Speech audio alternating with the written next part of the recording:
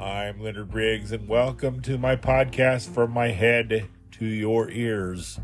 Today I'm going to talk about pets that I've had, pets that I have. What can I say? I'm a huge animal lover. I've had lots of pets in my lifetime. I get really attached and they become my family members. I wasn't allowed to have pets as a kid in the house, so that's something new to me in my adult life. But I'm going to take a break and I'll talk more about our pets that I've had. My pets, our pets, whatever. I'll be right back.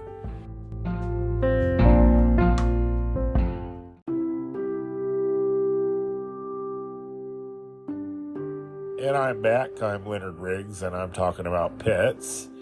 I've had pets ever since I was born. I came home to a dog named Gypsy, although she was my sister Connie's dog, actually, and she stayed with us.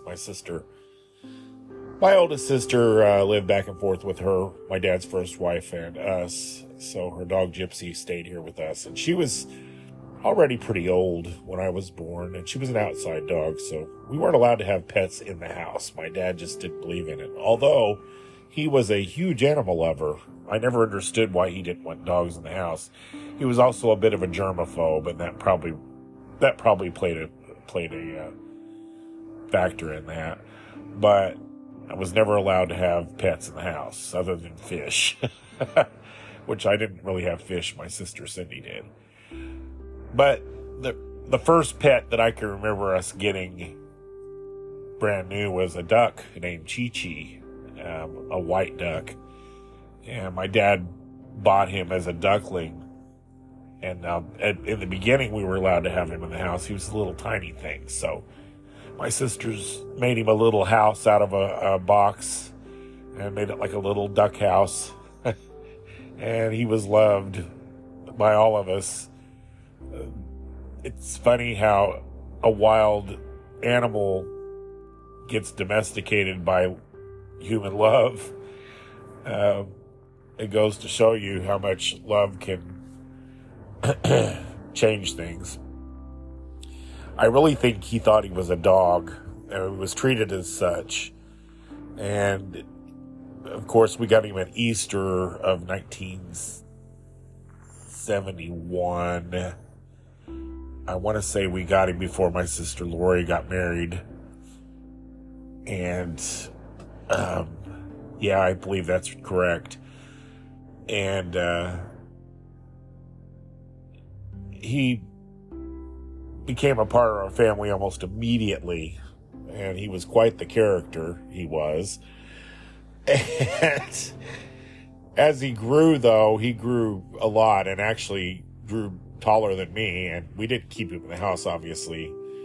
Then we moved him outside to the backyard, where our backyard was fenced in, so he had the whole backyard to himself, and he ruled that backyard. He was the king of the yard, and as I said, he grew taller than me, and I was kind of scared of him. He got kind of mean towards me and towards anybody else, not my sister Cindy. He loved my sister Cindy. But we did tease him a little bit, especially my older sister and her friends. They did get him aggravated, and, so he did get a little bit of a mean streak. And we had a playhouse within that fence. It was actually back in those days, the early 70s, we had a Stoker-Matic coal stove, and my dad had built this shed to hold the coal stove, but we got a gas furnace at about that time as well, so the coal was cleared out and we made it a playhouse, and my sisters made it a little clubhouse. And my dad had it separated into two sides. One side was his tool shed, and then the other half where the coal was, that's where we made our playhouse. It had a concrete floor, and it was really just kind of a shacky looking thing. A lot of houses had those back in those days for coal. And my mom hated it. I'll be honest with you, she did not like it. It was junky looking, she thought, but we loved it. It was our playhouse. And we would want to go in there, and when my sisters went to school, I still was too young to go to school. I'd want to go out and play in the playhouse, and my mom would have to carry me out there the duck wouldn't bother her, but he would chase me and try to peck me. So for the longest time, that would go on. And then one day he pecked me near my eye, and my mom and dad and our family decided it was time for him to go to the duck pond in West Frankfort, Illinois, at their park. They had a nice park. I think they still do. West Frankfort's kind of gotten scary, though, over the years. No offense to West Frankfort, but I think everybody there would agree. It's drugs are a problem in Southern Illinois, and some of these littler towns are ate up with meth and things. My town's getting just as bad. I hate to say it, but I still love my town of Christopher. But anyway, we took him to the duck pond. We had a picnic, and we let him swim in the pond, and he loved it, but he wasn't associating with the other ducks. There was several ducks that looked just like him there. But he would keep running back to the little picnic pavilion and would want to be with us, and we keep putting him back in the pond. And when it came down to us leaving, we spent the whole day there. In the evening, we just couldn't do it. He kept running back, and I'm such a crybaby. I actually get sad when I think about it, how we were going to dump him, because he loved us. And you don't think a bird could love you? No, he did. He really did. He was like, let's go home. So we got him back in their little VW, little 65 blue Volkswagen VW, and we all crowded in, and we had a little box, and I think the seat kind of pulled down, so we had the seat pulled down. We were all sitting in the back with the duck box by us, and he was happy. He was just happy. How can you tell a duck is happy? Trust me, you can. It's cute. I can't even explain it. He just held his head up high, and he was just quacking away. He was happy. He had a little bit of the weirdest quack. We think he swallowed a piece of coal and ruined his vocal cords, because he had more of a whispery quack. It was like quack, quack, quack. He didn't quack like a regular duck. Of course he wouldn't quack like a regular duck. He was our pet. He had to be weird. But, yeah, he never really caused us problems after that. Of course, I got taller, and he was a big attraction for the neighbor kids. A lot of the kids that grew up in our neighborhood loved that duck as well. And I had him all through my childhood. I'm thinking all the way up to 1983. When I was in high school, I believe I was a junior in high school. And in 1978, we got our dog Barney. We got him from the Humane Society. I decided I wanted a dog, and a boy needs a dog. And I saw this, the Southern Illinoisan used to have the Pets of the Week available at the Humane Society in Jackson County. And they featured this little Beagle Dachshund puppy. And I was like, I want him.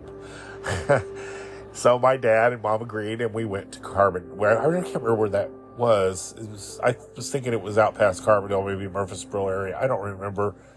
But we went there. I wasn't really concerned about where it was. And there he was in a little fence. They led him to me, and he was so excited.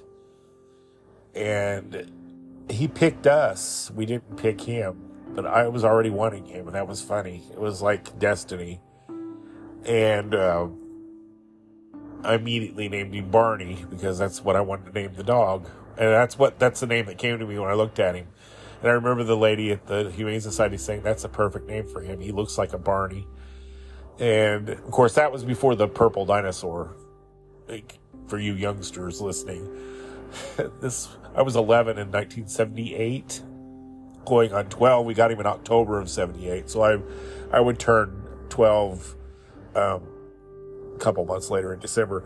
So I kept him in the house. My dad didn't say much. We had a little dog pen by Chi-Chi's dog pen outside. We kind of separated the fence a little bit. So he had his own little pen, and Chi-Chi had his own little pen.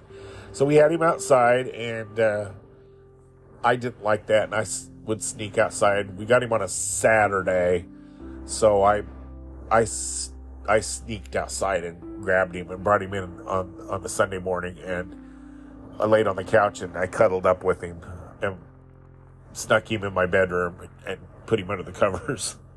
And for the first week or so, I just kept him with me at all times. Loved this dog immensely, and I think he just didn't like being in the house.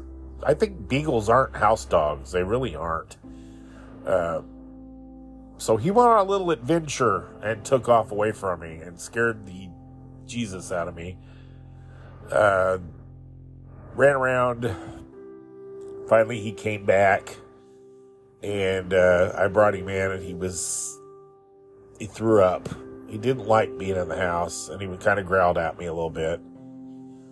And I thought, well, I guess I'm being a little bit suffocating, as I can be with anything or anybody. Sometimes a little bit of me goes a long way, trust me. And so he enjoyed being outside. A lot of people don't like outside dogs, but he really did enjoy his little pen and his little place outside. And this was long before people were offended by that.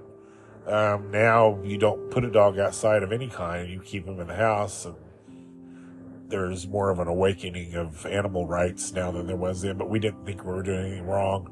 Plus, he wanted to be out there, seemingly.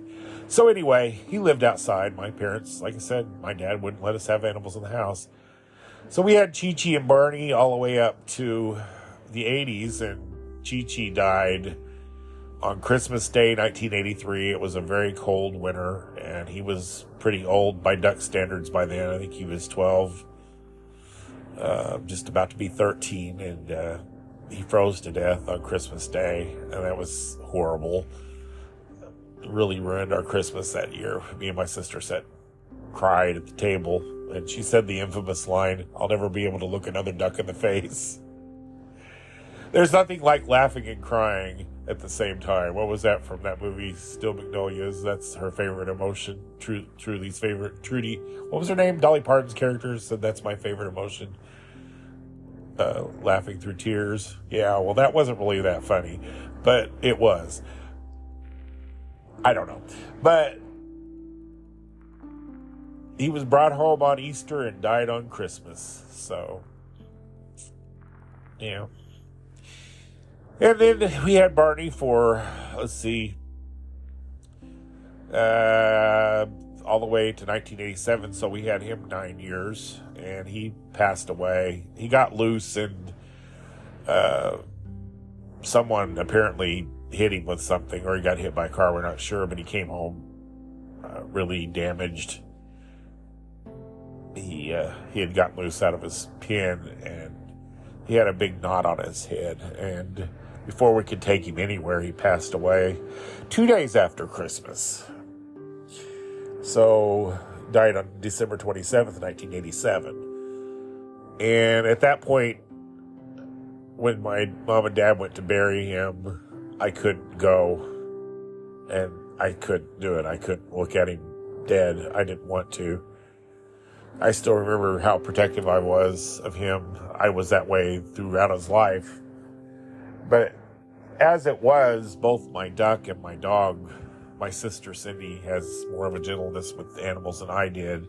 And they both, I don't want to say they loved her more, but they were more closer to her than they were to me. But they still were my babies. I didn't feel that they were mine all. They felt like it was a family thing. But I loved those animals too. And especially Barney, that was awful. As a matter of fact, I decided at that point, I was 20 years old. I was 21 when he died. And I decided at that point, I was still living at home, obviously, I wasn't going to ever have a pet again. I couldn't stand the heartbreak it brought. Because we also had several strays over the years. After Gypsy died, or actually we had to have Gypsy put to sleep. She just got really sick and was blind. And then we had two little dogs a bigger dog named Brownie and a little dog named Tippy, and they were inseparable. They were male and female, and Tippy ended up getting run over by a car, and it killed me. Oh my God, I still think about that, and it still hurts. Still a little ache in my heart just to see Brownie's grieving. Dogs grieve as well as humans do, and that dog grieved. But Brownie ended up leaving with a little old guy that lived by us, and before we got Barney. So anyway, through most of my adulthood, I would not have pets at all. I just was done. I said the heartbreak of having a pet and losing them is too much for me. And I'm still that way about things. I do not like heartbreak. I avoid that. Probably why I avoid relationships as well. Maybe there's some big psychiatric problem there. I don't know. But anyway, I'm going to take a break and I'll come right back, and I'm going to talk about my current pet situation and what started this latest incarnation of my life. I'll be right back.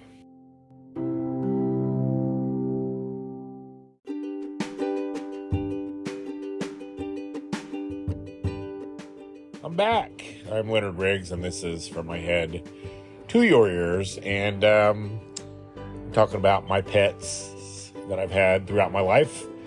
And as I was saying, I kind of got to where I didn't want to have pets after Barney and Chi-Chi died. It hurt too much. I didn't like that feeling.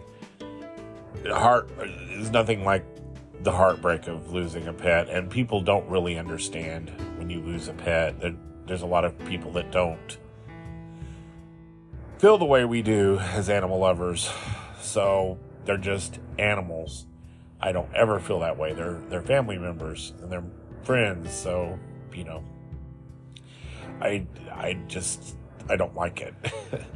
I find that kind of avoidance in my life. I do not like to feel bad ever. I get attached. I get attached to people. I get attached to animals. So I'm very kind of, I don't know what you'd call that, but it's kind of an intense part of me that's just me. But I was okay with not having pets, but my sister brought home a dog, a puppy, and she lived in my house with her sons for a while, and I said, no pets, and she brought home a dog, and I was kind of aggravated, I'm not going to lie, and I went over there, and there was this beautiful little black and brown puppy, and he just licked my hand when I went and petted him, and my heart melted, and his name was Socks. And he was the sweetest, goofiest dog ever, and my nephews loved him, and I did too. And ended up someone he was kind of in the house, out of the house. My sister would let him out whenever she went to work, and he had a little place in the backyard. Someone put antifreeze in his bowl, and if you have ever had an animal get poisoned with antifreeze, that's not a pretty death, and he died horribly. Broke all our hearts, and again, I was just like, no more, please, no more pets. I can't do this. That is just the worst. But she got another little dog that I think my niece gave her that just didn't fit in with our family. I honestly don't know what happened to that one. That was the first time I really did attach to a pet. I think there was a part of I don't want to get attached to you, but there was the other part of me that he was a little demon. He just wasn't. He had been abused as a puppy, so he was kind of skittish, and he wasn't lovable at all, and kind of an ankle biter. And I just didn't. I think they ended up giving him away, or they took him back. I really don't remember. But that was the last animal that was in my life for the longest time. And then I became friends with my best friend now, Brandon, and he lived with me for a while. Then he got married, and or he met a woman, and they lived together for a while, and they later got married. But they had a dog named Oreo, a little black and white poodle Shih Tzu that was so full of personality and mischievous, I can't say it, full of piss and vinegar. Just a rotten little doggy, and the cutest little fur ball you've ever seen. And oh my God, I just fell for this dog immediately. Loved this little dog. He loved us. You know, I would come over, he would always get excited. I was his Uncle Leonard. And he was actually a friend of theirs' dog. They were just keeping him to help him get potty trained, and they were going to take him back. And they did take him back for a minute. We all cried like babies. Ended up, got him back, and they kept him. And he was just the funniest little fur ball ever. And there I go again, falling in love. I absolutely love that dog. More intensely than before. I just look forward to seeing him, and he was just a little ball of energy. And then they rescued another dog named Jackie, who I'm not sure it was a terrier of some kind, but he was the sweetest dog, and him and Oreo got along great, except for Jackie was a little older and a little more kept Oreo in line. Oreo did so much better with Jackie, but they were total partners in crime, and loved those dogs. Jackie and Oreo were like my doggy nephews. Bought them Christmas presents and everything, and it opened my heart back up. I don't know what to tell you. It just did. I really love those animals. Bought them Christmas presents, like I said, and stuff. And anyway, it melted my heart totally, and I was open to having pets again. And I ended up having to move back home after my house became in severe disrepair, and my dad started, his health started declining, and my mom needed me there, and her health started declining. And it ended up both of them had Alzheimer's at the same time. They were still functional at that point. My dad fell and broke his hip, and then mom had some issues, and it was a chaotic few years. And then my dad, when he broke his hip, he ended up passing away from all the complications of breaking his hip, and left me kind of, if you listen to my podcast, it's left me kind of broken. And meanwhile, this little black and white cat was abandoned by the neighbors behind us, and my sister kept an eye on this cat, and she would talk about it quite often. I never saw the kitten. She would climb in the tree, and my sister just loved her. She's talked about her a lot. And then one day, the little black and white cat came up to me outside, and she was still a kitten and was the sweetest little cat, and for some reason attached herself to me. And they say, knowing now what I know about cats, if they stare at you and they love you, and she just kind of decided I was her human, and even brought me a dead squirrel bigger than her, which I ended up burying. I was like, thanks girl, but that'll be okay. So I kind of nicknamed her Psycho Cat, because she just kind of would sit there and stare at me. And she was the sweetest thing. And then when it got colder out, she would sneak in. And at that point, it was after my dad died, like I said, and my mom would sleep on the couch, and the little cat would jump in there and get on the couch and fall asleep. And I would have to, very reluctantly take her outside, because my mom needed to go to bed. And the little girl just kept doing it. She'd bust in the house, and I'd let her stay a little longer. I just kept thinking, you just stare at me like a little psycho girlfriend. And I just started calling her girlfriend. So that was her name, girlfriend. My neighbors had another name for her. I think everybody in my neighborhood had a name for her. She was kind of a neighborhood cat. But I would let her sleep in our house, and she got pregnant a few times, and for some reason she'd go have her kittens over at my neighbor's house. So I think she had 2 or 3 litters over there, and they would all wander to my house and get in my house like her, and my poor neighbor would find homes, or they would die, either or. Kittens are very delicate. But finally she got pregnant again, and being the neighborhood trollop that she was,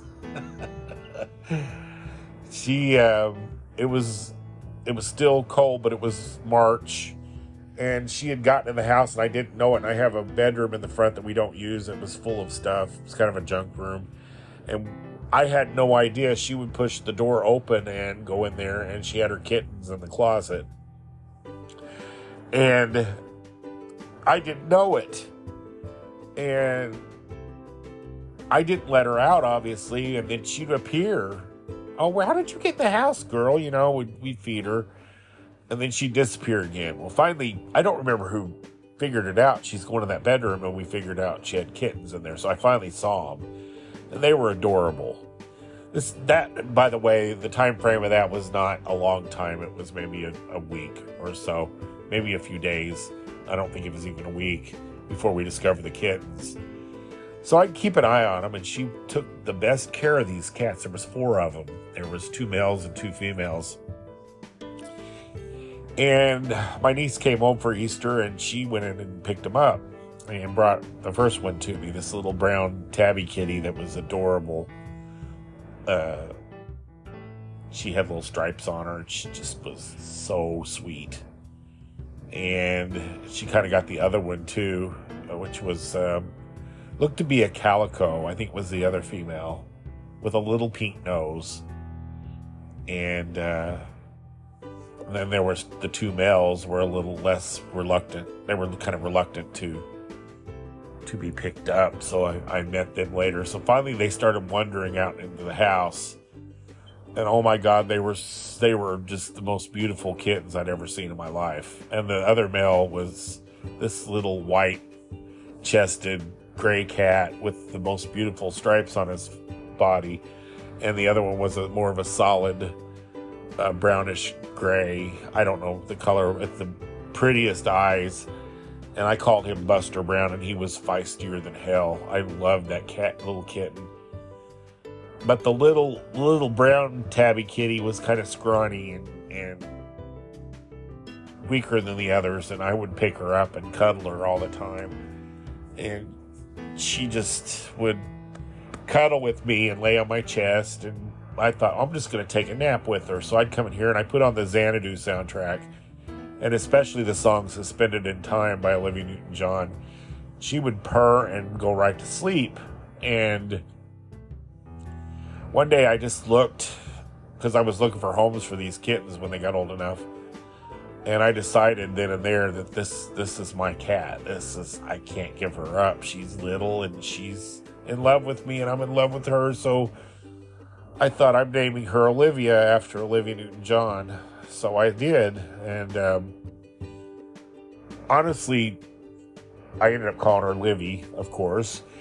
And honestly, she honestly loves, pardon the pun, Olivia Newton-John. If I play her to this day, she relaxes. And if Olivia's on TV, she'll get up into the screen and sit down and look at her. It's the cutest thing ever. And I did name her after Olivia. So Livy it was, and Livy was mine. So I gave the little one I loved away with the pretty eyes and gave him to a coworker. And her husband was, little did I know, this heinous, horrible human being that I didn't know about. And I don't care if he hears this, you're a creep, and I hope karma gets you, you bastard. Pardon my language, but gave the cat to them, and he tortured that cat and killed it. I should give his name, but I won't. I don't even want his name coming out of my mouth. I think he's a vile human being, and I could kick myself for not realizing he was being abused, because my coworker was trying to let me know I think he was mean to her as well. That absolutely infuriates me and broke my heart. At the same time, that was the most beautiful kitten. I had ended up sitting for him, and he was a rotten mess, and I wished I would have took him to the vet, but hindsight's 2020. But he ended up passing away, and it just irks me. The other I gave to the coworker, and she ran away, which wasn't their fault. All these cats were born with a wild spirit from their mama, and that's what they do. Now the other male kitten, that's a funny story. He was left behind with Livy, and I didn't name him or anything because my niece had expressed interest in him, and I also had a customer that I know real well that wanted him. So I was like, I'll just give him to my niece, and she lives in Wisconsin, so I was going to hold him for her. And meanwhile, he has this cute little face that I can't resist, and this little pink nose, and I absolutely fell in love with him too. And he had a little meow that was more of a mew. He would say mew, and I just, oh God, I couldn't give him away. And my niece messaged me and said, I really can't take him. And I said, that's fine, I think I'm going to keep him. And meanwhile, girlfriend would come in and nurse him and took good care of him. And honestly, when I gave her other two away, it broke her heart. And I'll never forget her looking for her kittens and that sound she made. Ugh, I hate that. Do not like having to give kittens away. But anyway, I kept him, and I thought, well, Livy needs her Sunny from Xanadu. If I want to name the cat Livy, I named Sunny after Sonny Malone, the character in Xanadu that was the man that fell in love with Kira the Muse in Xanadu. So both my cats were Xanadu cats. So these little mischievous balls of fur became my children. And Livy has a spirit like you wouldn't believe. She is rotten. She likes to take off on me and go on adventures and scares me to death. One day, I yelled at both of them, and they both took off on me. And they got out of the house, and I could not find... I found Livy, my neighbor helped me find, but I couldn't find Sunny anywhere. And I was just distraught. And the next morning, girlfriend had stayed in the house, and I fed girlfriend and Livy, and I looked down, and there was Sunny. Apparently, he didn't run out the door. He had jumped on top of the cabinet and went to sleep and hid from me for a day. So he never did that again. And over the years, girlfriend had... I think she had one more litter before I went and took her, had her fixed, and shut her baby factory down, which she resented quite frankly. But she took good care of Sunny and Livy for the longest time. She would even after she had her last litter, which incidentally passed away. As a matter of fact, that last litter passed away the same day as the cat I had given away to the heinous SOB of a human being died on the same day. The whole litter died, and that was a terrible day. But she had kind of abandoned them and was nursing Sunny and Livy. And nursed Sunny and Livy. I have a picture. She nursed those cats until they were as big as her. She was very close to those two, and for some reason. And over the years, Sunny and Livy, they never knew a house other than this one. They were born in this house. This has been their home since they were born, and they feel that this is their home to do as they please. And someone had sent me a great poem about how cats come into our lives, and I really think that's true, because I was very heartbroken after my dad died, more so than anybody knows, and then having my mom go deep into Alzheimer's, honestly, if I didn't have these cats to kind of occupy my mind, I think I would go crazy. So some people think I have gone crazy because I have cats, but honestly, they keep me from going crazy. So I was fine and dandy and content, and then along came this little stray who was crying outside my window. We named her Nacho. And I will take a break and talk more about Nacho in a minute. It's another chapter in this whole saga. I'll be right back.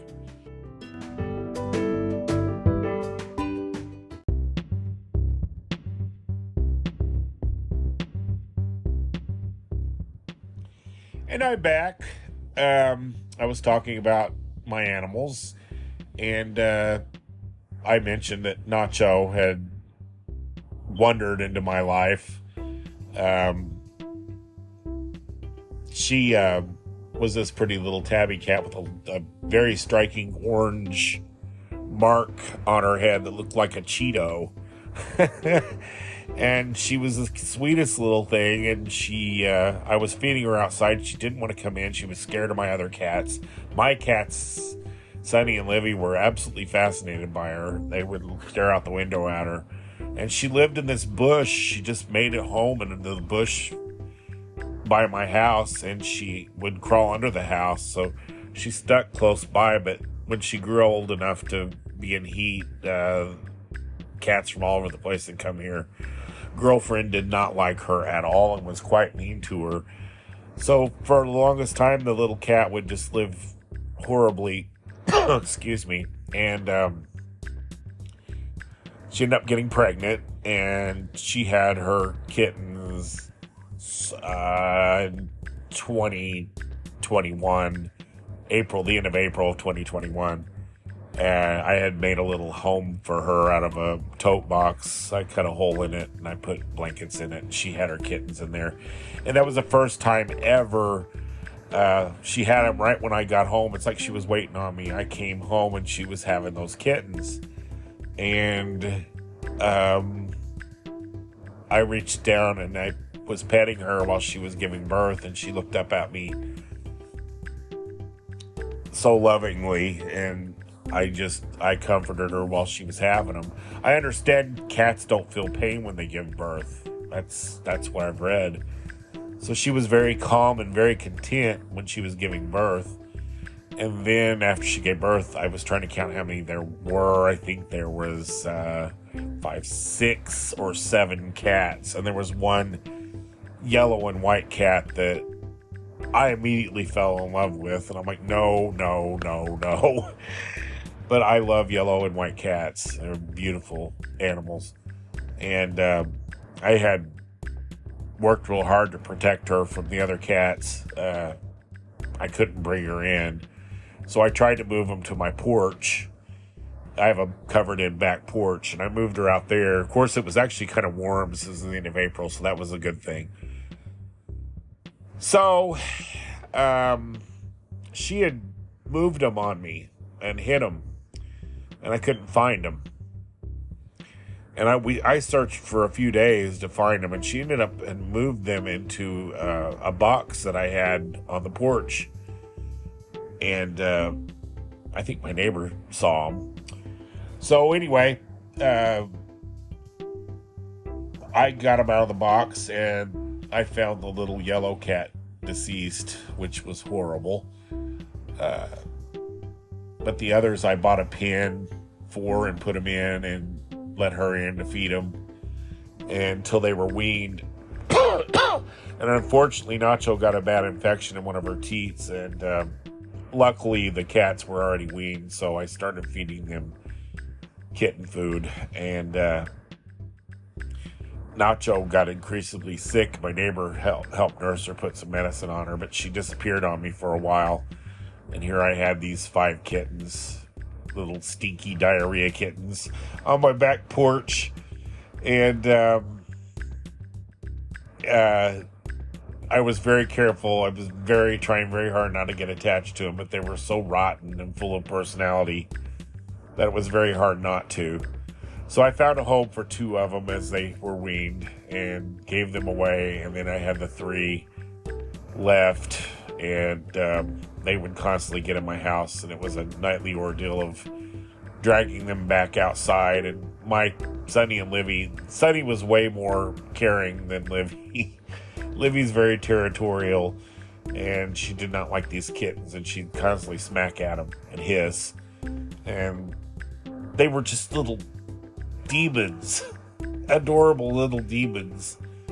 And I was trying to find homes for them, and it just didn't happen. The whole town has got cats everywhere. So I ended up naming the first one Kira after of course, Xanadu again, Olivia's character in Xanadu. She was just a little Kira.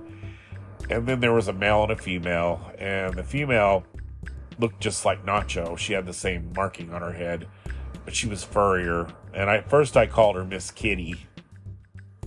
That just didn't seem right. Well, Olivia had done a movie called Sordid Lives, and her character name was Bitsy May. So this little cat looked like a Bitsy May to me, so Bitsy May it was. Then finally, the male kitty became Isaac, named after the singer Chris Isaac, Wicked Game. I'm a huge fan of Chris Isaac, so he's the only one not named after Olivia Newton-John in some way or form, or connected to. And that is how my cats came to be. And they love my mom, and they love me, and they keep me occupied, keeping them healthy and safe. And as I'm doing this podcast, I have Isaac and Kira laying by me asleep. And honestly, if I didn't have my cats, I think I'd be crazy. And they're great. They're good friends of mine. And they're the loves of my life. And I wouldn't trade them for the world. So, anyway, that's the story of my animals. I'm going to take a break and wind this up.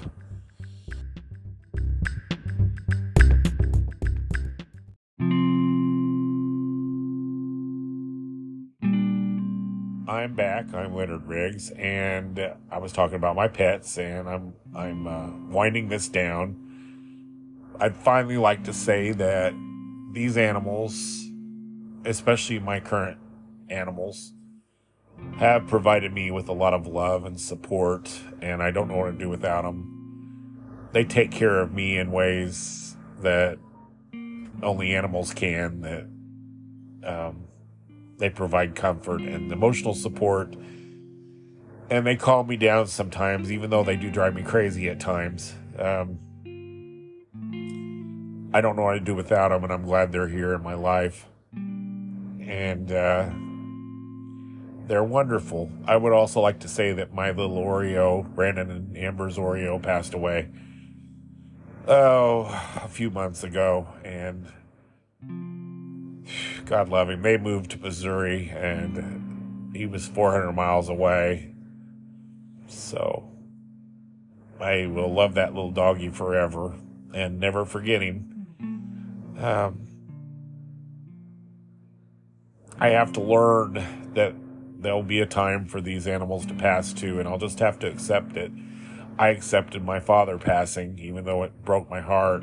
It's just a part of life. Living is part of life. But I do hope that when I pass, my animals will join me, hopefully in heaven. I'm trying, trust me. Because I don't think that would be heaven without my animals. I hope they're all there. I hope Oreo and Jackie and